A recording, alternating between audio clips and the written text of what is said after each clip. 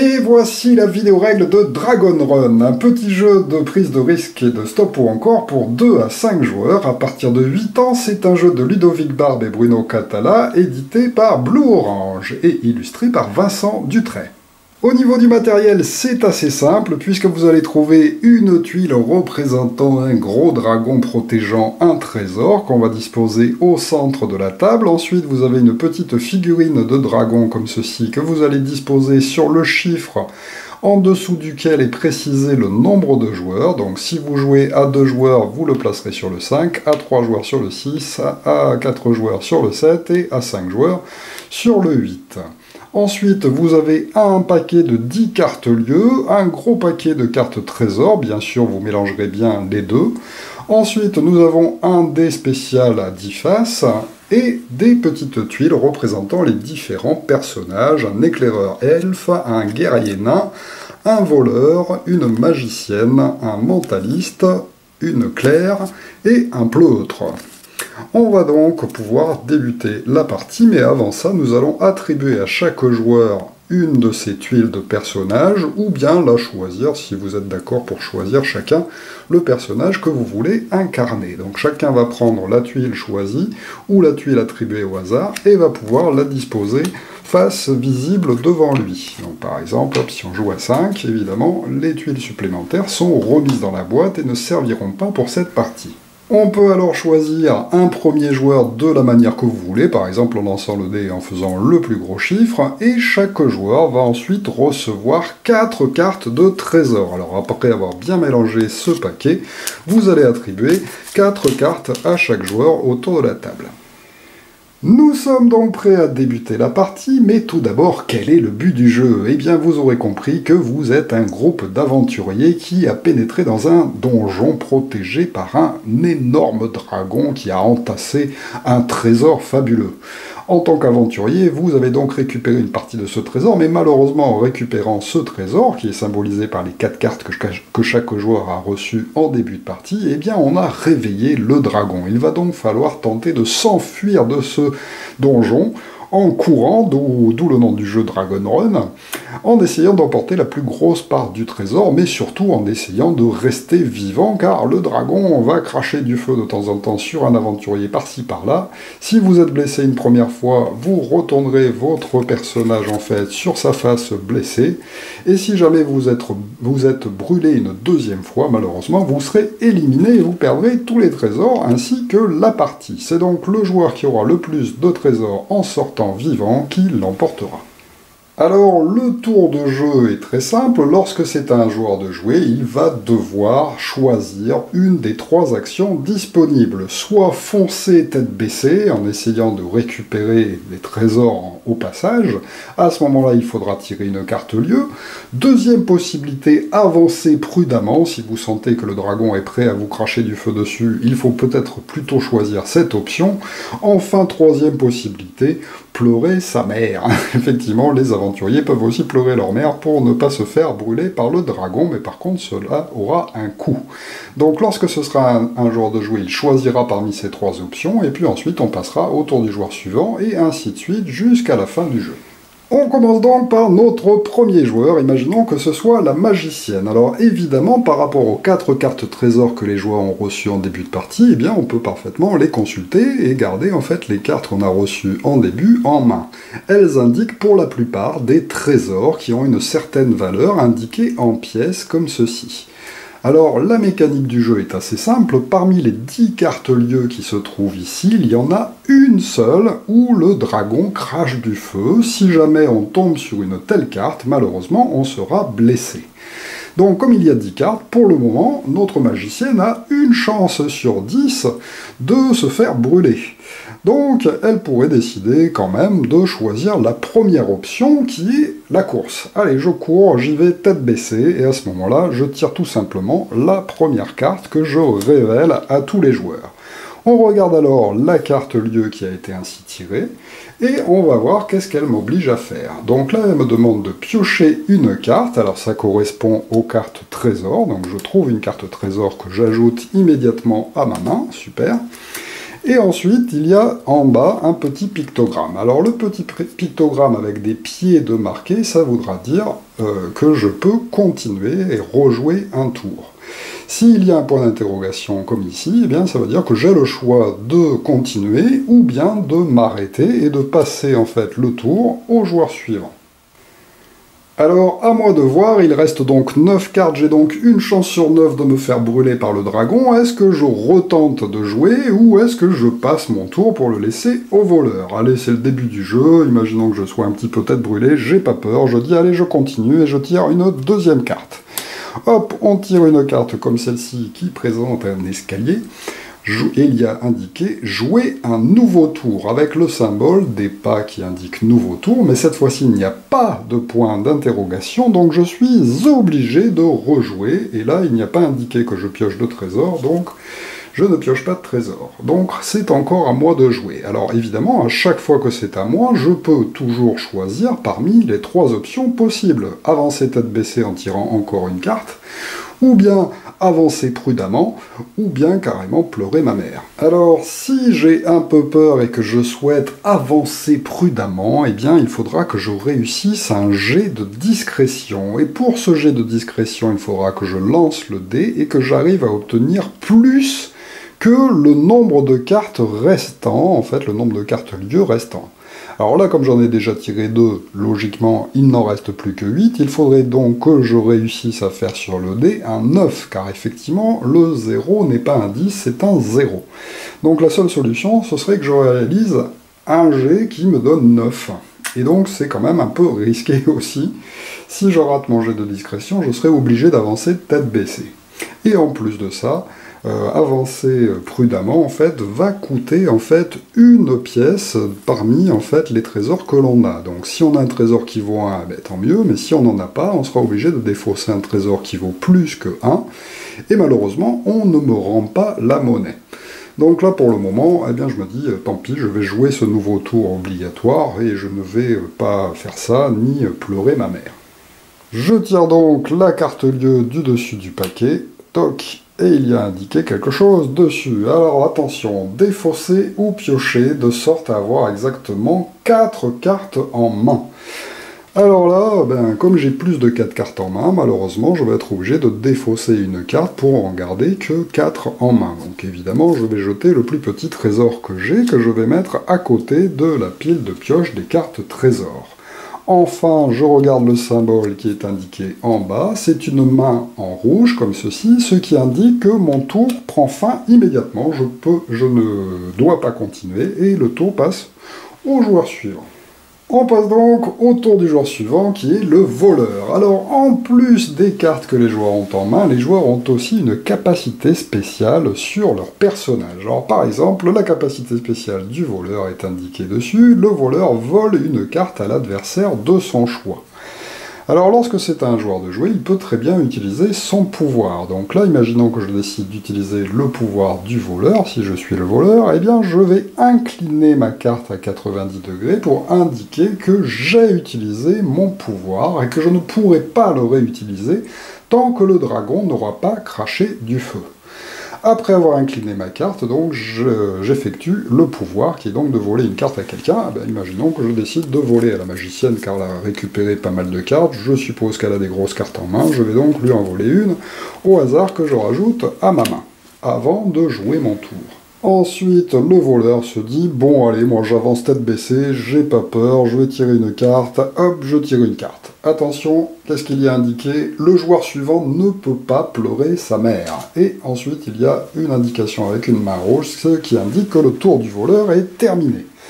Il n'a pas gagné de carte, mais au moins il ne s'est pas fait blesser. On passe donc au tour du joueur suivant, qui n'a pas le droit de pleurer sa mère. On passe donc ici au mentaliste, qui pourrait décider d'utiliser son pouvoir. Alors son pouvoir va lui permettre de piocher une carte dans la main d'un autre joueur. Donc il choisit un joueur, par exemple le voleur, il lui vole une carte dans sa main, et il révèle cette carte. Si c'est une carte avec des pièces comme ceci, eh bien il va défausser cette carte. Donc le mentaliste fait perdre des sous aux autres joueurs. Et quand c'est une pièce comme ça qui est défaussée, eh bien il peut choisir un autre joueur et il va continuer à retirer une carte à un autre joueur. Donc il pourrait dire allez la magicienne, non allez l'éclaireur elfe parce qu'il te reste encore 4 cartes en main. Je te pique une carte, ah c'est aussi un trésor, je la défausse. Il peut à nouveau choisir un autre joueur, ça ne peut plus être le voleur car il y est déjà passé.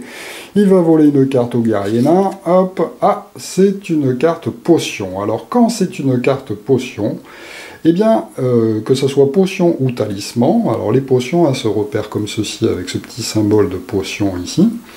Eh bien, par contre, on la laisse au joueur et le tour du mentaliste s'arrête. Enfin, voilà, il arrête en fait de voler des cartes aux autres joueurs. Et c'est tout ce que va faire le mentaliste lors de son tour. Il ne va même pas tirer de cartes. Il a utilisé son pouvoir. Par contre, il ne pourra pas le réutiliser au tour suivant si c'est à nouveau à lui de jouer et que sa carte est toujours inclinée à 90 degrés.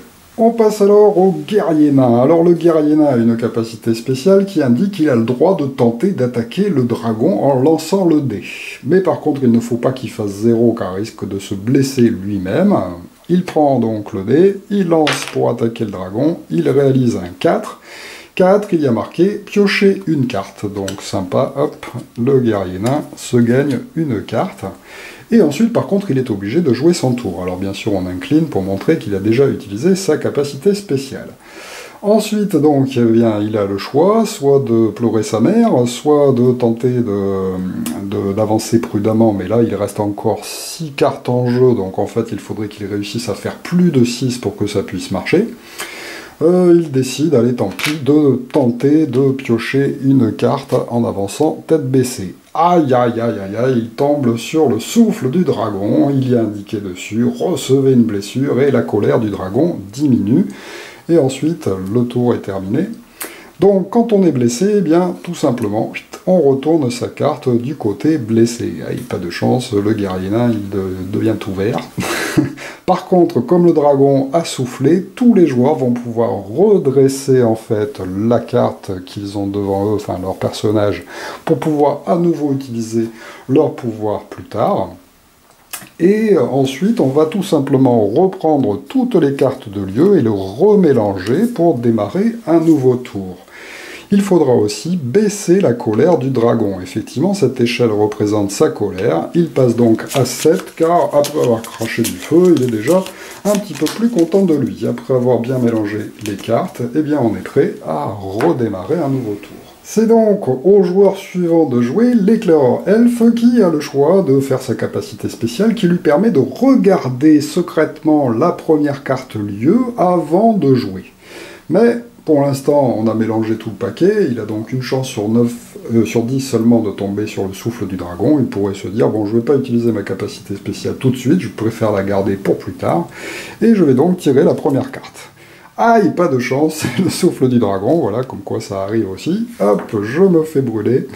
Et malheureusement, donc on remélange à nouveau ce paquet, la colère du dragon baisse à nouveau, et puis ce sera au tour du joueur suivant de jouer. Alors, imaginons que le jeu se soit poursuivi, qu'on soit un nouveau round et que ce soit à nouveau au guerrier nain de jouer. Lors du tour d'un joueur, celui-ci peut utiliser sa capacité spéciale, mais il peut aussi utiliser en fait les cartes de potions qu'il aurait eu la chance de piocher parmi les cartes trésors. Alors, les potions se présentent comme ceci avec le petit symbole, et il y a indiqué dessus ce que fait la carte, et on ne peut jouer les potions que pendant son tour. Donc le guerrier nain pourrait dire avant de jouer, eh bien tiens, je vais faire une vision. Il y a indiqué, piochez 2 cartes lieu et répartissez-les comme vous le souhaitez entre le dessus et le dessous de la pioche. Donc lorsqu'on utilise une potion, eh bien on va la défausser immédiatement, en fait, l'effet ne dure qu'au moment où on la joue, et ensuite il va piocher les 2 cartes du dessus du paquet, il va pouvoir les regarder, et il décide de les répartir comme il le veut entre le dessous et le dessus de la pioche. Donc il peut très bien décider de laisser les 2 cartes au-dessus de la pioche, de placer les 2 cartes en dessous de la pioche, ou bien de mettre une carte dessus et une carte dessous. Donc là, par exemple, c'est piocher une carte et piocher une carte, avec à chaque fois le choix de partir ou pas. Il peut très bien dire, ah bah tiens, je les laisse sur le dessus, évidemment, puisque c'est à moi de jouer. Et puis je vais tirer la première, oh là là, quelle surprise, je pioche une carte, c'est sympa, que j'ajoute à ma main. Ensuite, je continue, je décide de continuer, je pioche une deuxième carte, en fait, grâce à cette carte, et puis là, comme la suivante, je ne sais pas ce que c'est, je préfère arrêter mon tour ici, et ça passe donc au tour du joueur suivant. À ce moment-là, notre éclaireur elfe, qui est déjà blessé, attention, s'il prend une deuxième blessure du dragon, malheureusement, il sera éliminé du jeu. Heureusement, il n'a pas utilisé sa capacité spéciale, il peut donc décider d'incliner sa carte pour regarder secrètement quelle est la carte qui se trouve sur le dessus du paquet. Ouya, il y a un souffle du dragon, donc il sait que si jamais il choisit l'action tête baissée, il sera obligé de tirer la carte et de perdre la partie.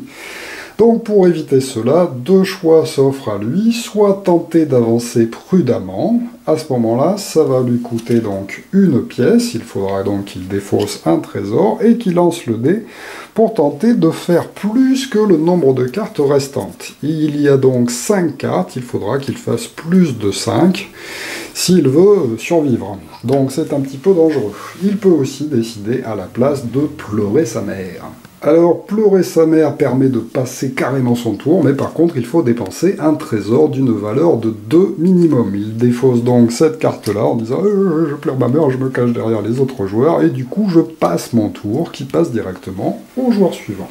C'est donc la magicienne qui doit jouer, et elle se dit, oulala, l'éclaireur elfe, il a regardé la première carte, il a décidé de pleurer sa mère, donc il y a des chances que ce soit le souffle du dragon, donc moi aussi il faudrait que je passe. Malheureusement, je n'ai pas de carte en main, mais par contre j'ai ma capacité spéciale de magicienne qui indique que je peux utiliser la dernière potion qui a été défaussée. La dernière potion qui a été défaussée, c'était la carte de vision qui permet de piocher 2 cartes lieu et de les replacer au-dessus ou au-dessous du paquet. La magicienne donc utilise cette capacité spéciale pour piocher les 2 cartes du dessus et de choisir comment elle les met. Donc là, il y a marqué le jour suivant, on ne peut pas pleurer sa mère, et l'autre, c'est le souffle du dragon, évidemment. Donc elle pourrait décider, comme elle doit jouer, en fait, de se défausser, par exemple, de cartes. Donc elle préfère, en fait, par exemple, décider de mettre celle-ci au-dessus, car il y a indiqué que son tour sera terminé, et que le joueur suivant ne peut pas pleurer sa mère, ce qui va faire un bon petit cadeau pour le voleur. Elle les replace donc comme ceci sur le dessus du paquet. C'est à elle de jouer. Elle tire sa carte. Ah, mon tour est terminé et le joueur suivant n'a pas le droit de pleurer sa mère. Malheureusement, le voleur est en sérieuse difficulté. Notre voleur ne peut donc pas pleurer sa mère et il a très peur en fait de la carte qui reste, vu qu'il sait que l'autre joueur l'a mise dessous, donc il a des grandes chances que ce soit le souffle du dragon. Il décide donc, puisqu'il n'a plus que ce choix possible pour ne pas tirer de carte, de tenter d'avancer prudemment. À ce moment-là, ça lui coûte une carte qui coûte 1 de trésor. Malheureusement, sa plus petite carte coûte 3 trésors. Mais tant pis, il préfère faire ça plutôt que d'être blessé. Et à ce moment-là, il va lancer le dé pour faire son jet de discrétion. Comme il reste 4 cartes, il faut qu'il réussisse à faire plus de 4 avec le lancer de dé. Il le lance et il parvient à obtenir un 7, c'est bon, c'est supérieur, il a donc réussi à avancer prudemment. Alors, s'il avait fait avec le dé entre 0 et 4, par contre, il aurait échoué à son test de discrétion, et à ce moment-là, s'il échoue, eh bien, il serait obligé de tirer la carte suivante. Alors, ça ne veut pas dire forcément que c'est celle du dragon, mais là, il y a quand même de grandes chances. Donc là, comme il l'a réussi, par contre, eh bien, c'est un petit peu comme si le dragon avait craché du feu. À ce moment-là, on va baisser la colère du dragon et on peut remélanger en fait le paquet de cartes lieu avec les cartes restantes, comme si le dragon avait craché. En fait, il se rendort car on a été très doucement, et puis on lui a peut-être chanté une petite chanson. Mais attention, contrairement aux fois où le dragon crache du feu, eh bien les joueurs ne récupèrent pas leurs capacités spéciales. On ne récupère les capacités spéciales que quand le dragon crache effectivement. Par contre, c'est toujours au tour du voleur, après avoir réussi son tour de discrétion, il peut décider de passer son tour pour que ça soit au joueur suivant de jouer, ou bien lui-même de tirer la carte suivante. Là, comme il se dit « j'ai remélangé les cartes, il y a peu de chances que je tombe sur un dragon », je le tente, piocher une carte, super, que j'ajoute à ma main, et ensuite je décide de passer mon tour pour que ça passe au mentaliste. Alors, nous avons vu qu'il existe des cartes potions, mais il existe aussi des amulettes magiques qui sont symbolisées par cette petite étoile sur une sorte de bouclier. Alors, les amulettes, eh bien, on peut les jouer pendant son tour aussi, comme les potions, mais par contre, elles ont un effet, en général, permanent, c'est-à-dire qu'on va laisser cette carte visible devant soi jusqu'à ce qu'on remélange le paquet. Donc là, invisibilité, c'est indiqué jusqu'au prochain mélange de cartes lieu. Les autres aventuriers poursuivent sans vous. Donc en fait, là, le mentaliste pourrait décider de jouer cette carte et puis de dire, ben, moi, du coup, je joue pas. Vous allez continuer sans moi. Alors, il existe de nombreuses potions et de nombreuses amulettes, je vais donc pas toutes vous les présenter, mais sachez cependant qu'il existe une potion d'annulation. Alors, la potion d'annulation est la seule que l'on peut jouer pendant le tour d'un autre joueur. Normalement, les potions et les amulettes doivent être jouées pendant le tour du joueur en question, sauf cette annulation qui permet d'annuler l'effet d'une potion. Alors par contre, c'est que sur les potions que ça marche. Et bien si quelqu'un joue une potion, à un moment donné, eh bien je pourrais te dire, même si c'est pas mon tour de jeu, ah non, j'annule ta potion, elle ne fonctionne pas, et malheureusement, tu vas devoir te débrouiller sans. Et le jeu va donc ainsi se poursuivre. Alors attention, hein, si un joueur tire un souffle de dragon alors qu'il est déjà blessé, eh bien malheureusement il sera définitivement éliminé. Il remettra en fait toutes les cartes qu'il avait reçues en fait dans la pile de défausse des cartes trésor, et puis les autres vont continuer sans lui. Le jeu peut se terminer de deux façons, soit tous les aventuriers se sont fait tuer, malheureusement ça peut arriver, alors évidemment s'il ne reste plus qu'un seul joueur en jeu, eh bien il va devoir jouer tout seul, ce qui est encore plus dangereux puisqu'il va devoir tirer les cartes tout seul face au dragon. Et puis le dragon, petit à petit, à chaque fois qu'il va cracher du feu, eh bien il va baisser en fait, comme ceci, son niveau de colère. Attention, ça marche aussi lorsqu'on réussit en fait à le faire discrètement. Et si le pion dragon arrive sur la dernière case du jeu, eh bien le jeu prendra fin. À ce moment-là, les joueurs vont pouvoir consulter leurs cartes et montrer à tout le monde combien ils ont de pièces au total. Le joueur qui a le plus de pièces emporte tout simplement la partie. En cas d'égalité, ce sera le joueur qui présente le trésor avec le plus de pièces qui l'emportera.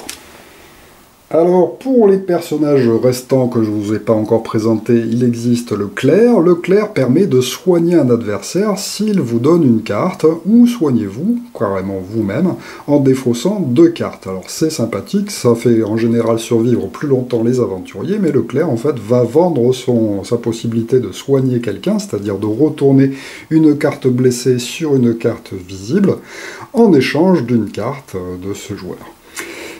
Et enfin, il y a le pleutre. Alors le pleutre, eh bien, il n'a tout simplement pas le droit de pleurer... Enfin, si, il peut pleurer, sa mère, sans dépenser de trésor. Donc lui, à chaque tour, à chaque fois qu'il utilise sa capacité spéciale, il peut dire, bon ben moi, je passe mon tour, en fait, sans avoir besoin de perdre de trésor.